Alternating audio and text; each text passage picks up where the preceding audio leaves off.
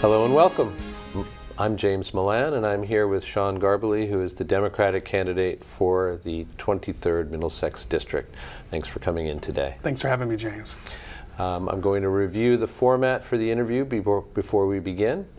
This will be a live-to-tape interview, and that means no edits once we begin. Answers will be limited strictly to 2 minutes each, and we will start with a 1-minute opening statement from the candidate, and after the questions, we will conclude with a 1-minute closing statement. So, Mr. Garballey, you now have 1 minute for an opening statement. Thank you, James. Thank you for volunteering your time doing this, and thank you to ACMi for offering this to all the candidates in this season of elections in Massachusetts. It has been the greatest honor of my life representing the people of Arlington and Medford in the House of Representatives. For the past 3 terms, it has been an honor for me to leave our community and head into Beacon Hill and to represent a voice for you and for working families of our district, a voice of independence, a voice, a progressive voice fighting for the things that we hold dear. It's been an honor to work to bring the Thompson School, to secure state funding for that school, to secure state funding for the Stratton Elementary School when we needed a new roof, new windows, new doors. It's been an honor to work on increasing local aid, which local aid has increased about 35% since I've taken office for the town of Arlington and for the city of Medford. Thanks very much. We'll get right into the questions. And you did just mention, as you say, that the 23rd Middlesex District includes Arlington and West Medford. We're wondering, why are you running for re-election? I'm running for re-election because I have a passion to serve the people of Arlington and Medford. Every day I go to Beacon Hill, it's a new day, and I have the honor of fighting for the people who live here and to be their independent voice and to work on so many issues that I have the honor of working on. And the issues that I work on, I really understand that the issues really do make a difference in the quality of life for people in Arlington and Medford, whether it's education, public higher education, transportation, health care. I have a direct impact in being able to be their voice on Beacon Hill. Okay, thanks. Please give us 2 examples of accomplishments of yours during the 2013-14 state legislative session, perhaps bills you sponsored, supported, etc. Sure, James, that's a great question. One piece of legislation that I'm extremely proud of is known as 50-50. It's a bill that I filed this session that was signed by the governor during the budget process. It's known as, for public higher education, it mandates that state support for all our public higher education institutions across the Commonwealth of Massachusetts has to be at least 50%. Before the legislation, only about public higher ed was only supported by the state about 30%. And so we made over $100 million commitment to our public higher education institutions across our state. And this meant that we would keep fares and tuition hikes flat down for a 2-year cycle. And I want to expand that to the next 4 years, but it really it does make a difference. The other item I would point out is, as the chair of the public MBTA caucus, we are able to increase late night service in the MBTA, which I believe makes a huge difference in the kind of Commonwealth we want to have. Boston is a 21st century city, and it certainly should be. And these late night hours, a bill that I sponsored that the governor supported, will make a tremendous impact. Another piece of legislation I do want to bring forward is the healthcare mandate I sponsored for hearing aids for children, which makes a tremendous difference for young children who are vulnerable and need the hearing aid support across the Commonwealth. Because of the legislation that I sponsored and fought to become law, no family will have to pay out-of-pocket price for hearing aids, and this is critical for when children need to learn in school. Hearing aids is certainly not a luxury. So I'm proud of those 3 accomplishments, James, and hopefully we'll be able to fight and work with the people of Arlington and Medford to accomplish a lot more. And what would you identify as the biggest issues that are facing Arlington and Medford, and what policy priorities would you support in addressing those issues? Sure, that's a great question, James. I think for me, one of the biggest issues is lack of local aid. We struggle tremendously because of the current formula. because we are so built out in terms of we're a very, very dense community, but we don't have a large commercial tax base. And our local aid formula shows that. And when the local aid formula was changed in 2002, Arlington, which was doing really well under the prior local aid formula known as additional assistance, we don't do so well under this formula. And so I've been working since the start of my time in the legislature to really change the formula and have a key component of that change be a community's ability to grow the tax base. And so if a community is unable to grow a commercial tax base or residential tax base as well, we should receive more local aid. It certainly should be a part of that component that goes into the formula. So that's what I've been working on. In the meantime, I've been trying to increase local aid, whether it be unrestricted general government aid, Chapter 70, or another piece of local aid that just happened last year that I was a sponsor of, known as McKinney-Vento, which is the transportation for homeless children, which Arlington and Medford do transport homeless children, and it costs us, maybe $150,000, $200,000 a year.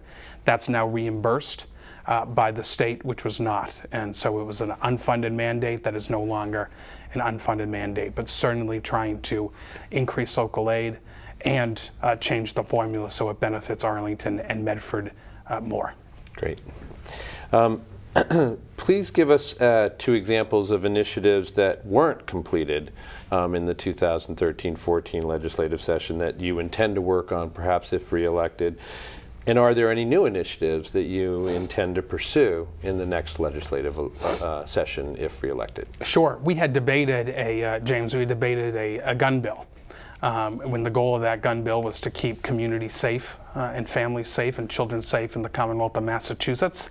An amendment that I filed in the House that did pass the House but did not pass the Senate and did not make it into the conference committee was an amendment that I filed that would have mandated insurance coverage for something called educational psychologists.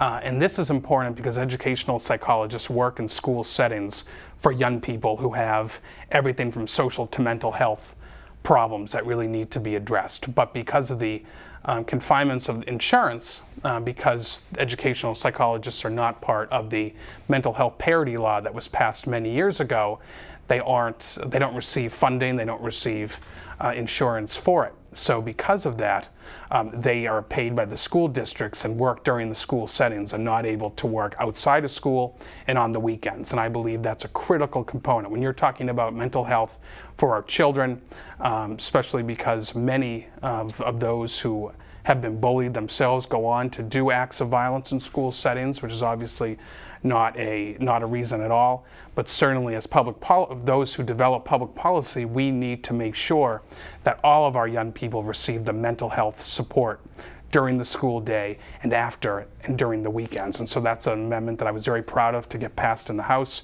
I will work on it in next session as well. Thanks very much. Do you believe that the legislature has done enough to improve transparency around the MBTA pension fund? And please be as specific and concrete as possible in your answer. I think the answer is no. I think everything needs to be as transparent as possible.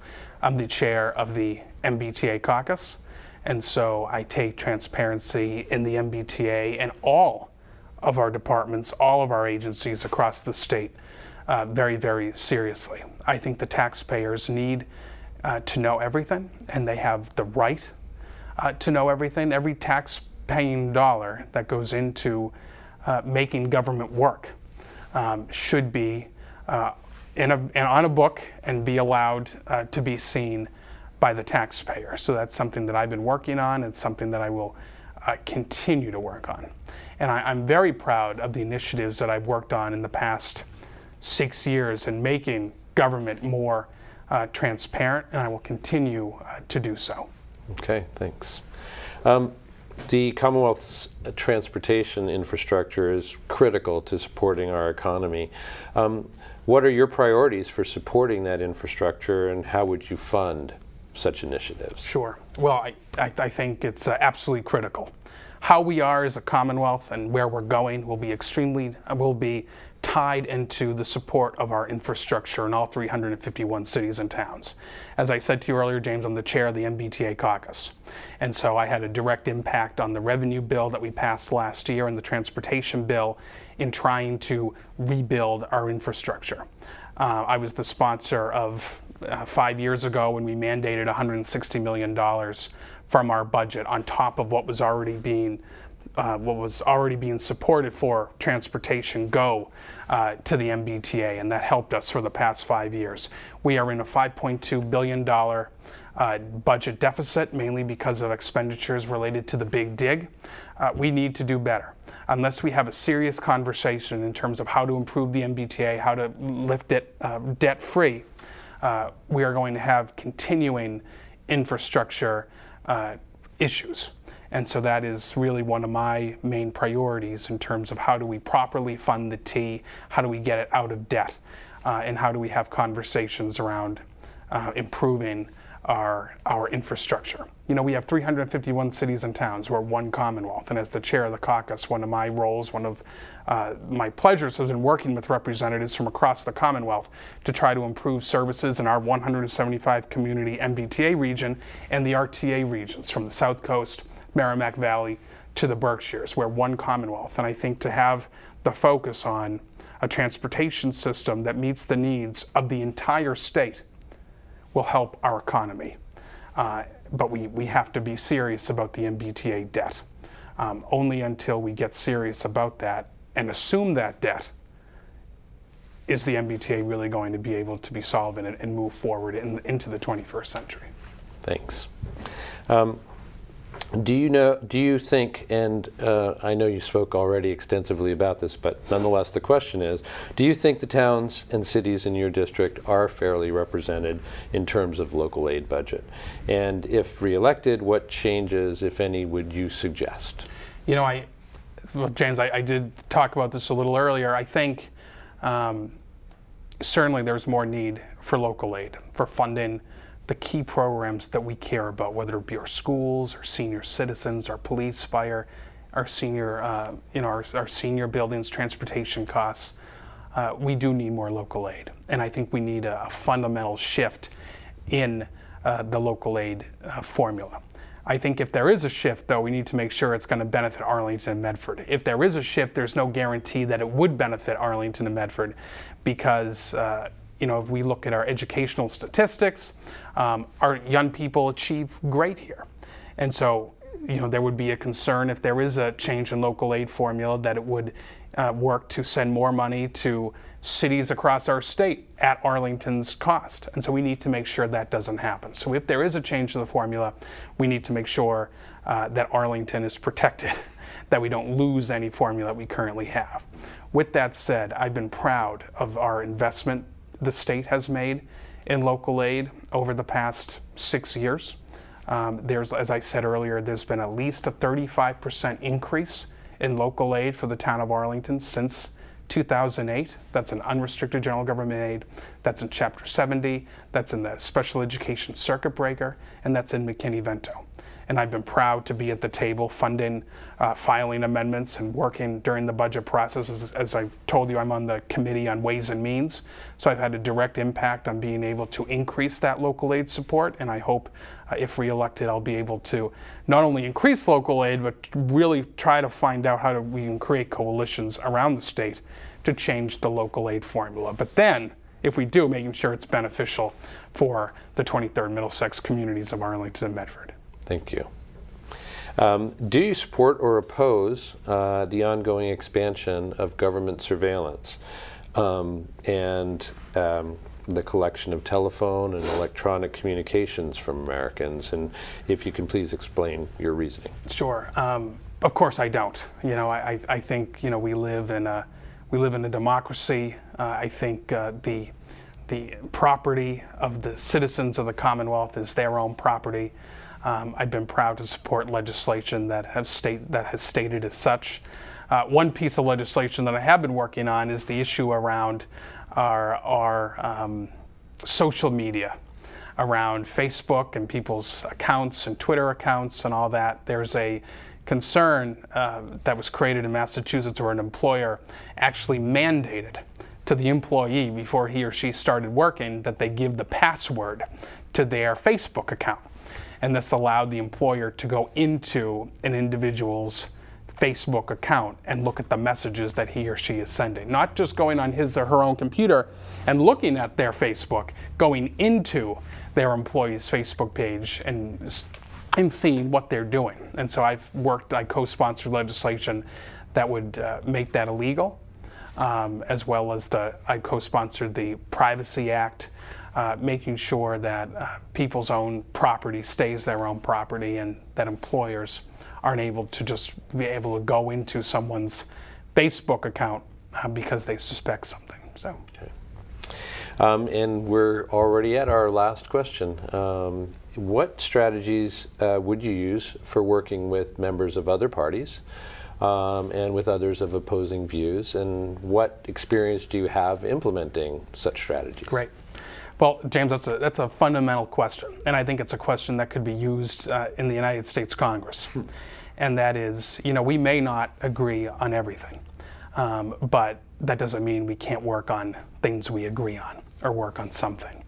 And that's why I've been so proud to be able to have not only solid friends with conservative Democrats, with all sorts of Republicans, and being able to get things done with them. I sit down with every single member of the Republican Party and as many members of the Democratic Party as there are 160 members of the House in terms of working on legislation to figure out what we can get done. And as I told you earlier, I chair the MBTA caucus and the Public Higher Education caucus. And both of those caucuses have over 100 members in the House who serve on them. Many of them are Republicans. And so I've been able to work with them directly and work on issues from late night service, lowering the cost of the ride for the MBTA, being able to work with my Republican colleagues who have been able to reduce the cost of the ride for our seniors from $4 to $3. So I've been proud of being able to work with them. But I don't know if there's any strategy specific. It's called opening your door and making sure that you do your job that the voters of Arlington, Medford, and voters across the state expect you to do. And that is to work with as many representatives from other communities as possible to get things done. You can't be isolated in your job. And because there's 160 people, you have to work with other people to be able to get things done, even people with opposing viewpoints. And that's why it's extremely important to work with as many as possible. Okay, thanks so much. And that actually concludes this part of the interview. You are now invited to make a 1-minute closing statement. Great, James, thank you. Well, it has been the absolute honor of my life serving the people of Arlington and Medford in the House of Representatives. I ran for this office not to be somebody, but to do something. And that's what I've been proud to be able to do, whether it is to hearing aids for children, whether it was the social worker safety bill, whether it's rebuilding the Thompson School, the Stratton School, or improving our infrastructure across the state, or working to pass the expansion of the bottle bill, or passing the highest minimum wage in the country, or trying to provide earned sick time benefits for every family, every worker across the state. I'm proud of my record, and I'm proud to be your voice. And I look forward to serving you for 2 more years, and you're always willing to call me directly. I'm proud to be your voice in the State House, and I look forward to serving for 2 more years. Thank you, James, and thank you, ACMi. And we want to thank Mr. Garballey for coming in and talking with us today. Please make your voice count by voting at the state primary on September 9th. For Arlington Public News, this is James Milan. Thanks for joining us.